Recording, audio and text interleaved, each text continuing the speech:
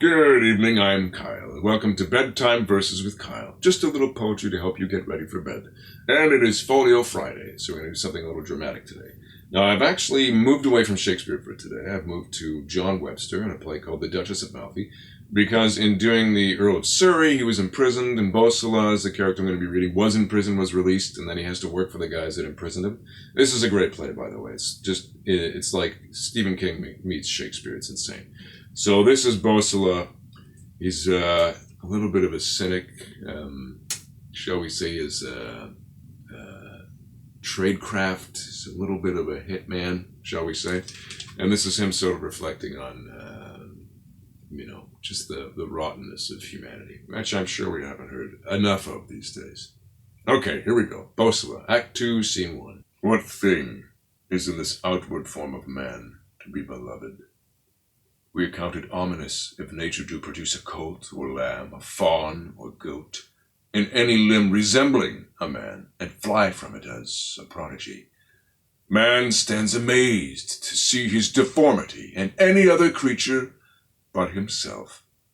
But in our own flesh, though we bear diseases which have their true names only ta'en from beasts, as the most ulcerous wolf and swinish measle, though we are eaten up of lice and worms, and though continually we bear about us a rotten and dead body, we delight to hide it in rich tissue.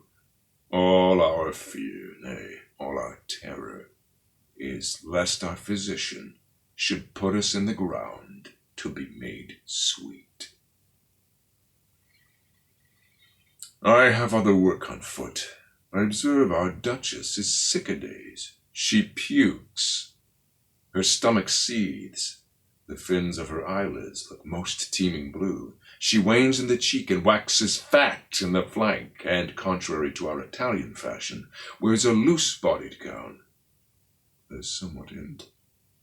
I have a trick, may chance discover it, a pretty one.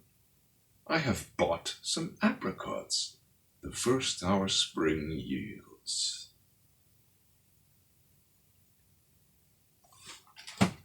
So he goes, is charged to spy on the Duchess and does some pretty bad things, and then has a major repentance halfway through the play, and goes on a vengeance spree, which is great. I'll probably save that speech for another day. That's a very good one. So thank you again for joining me for Bedtime Verses with Kyle on Folio Fridays. You can follow me here. Subscribe to my website, my YouTube, and there will be new readings every weekday night at 11 p.m. Eastern Standard Time. Good night. Sleep tight.